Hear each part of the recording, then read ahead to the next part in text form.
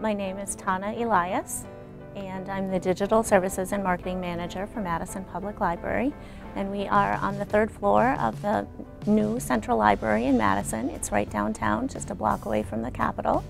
And we have 9 libraries in the Madison Public Library system. The internet has changed library services in pretty much every way.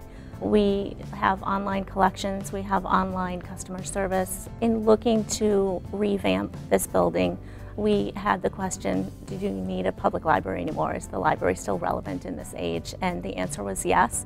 We found that in addition to traditional library purposes, people really wanted space. They wanted public space where they could come, they could interact with others, and they could interact with the library's collections and the library's technology.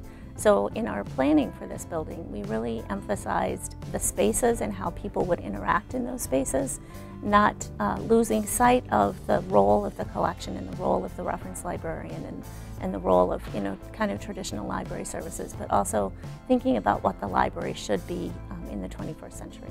We are still a library in the sense that we're supplying materials to people to check out, to take home, but we've also become much more of a community center. We have far more programs than we used to do. We have far more groups meeting here. We have Makerspaces where people are creating arts and crafts, and we have our own media lab where people are able to produce things. But when you do that, you need space that would have normally been filled up with materials. We really don't want to get rid of those materials, but the ones that the public aren't going to want immediate access to, or at least constant access to, putting them in compact shelving makes a lot of sense.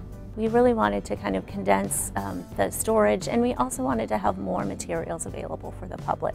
So one of the things that we did in redesigning the space is we brought a lot of the collection out of storage, and then what was left of the collection that we had in storage we wanted to put in a compact format so that it would take up less space and we could have more space available for the public. And if I remember correctly, we had about 300,000 volumes in storage before we moved, and we have about 75,000 volumes in storage now.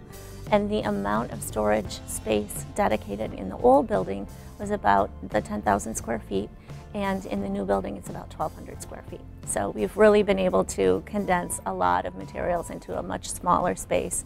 And in conjunction with that, we've brought a lot of those materials out and made them available to the public.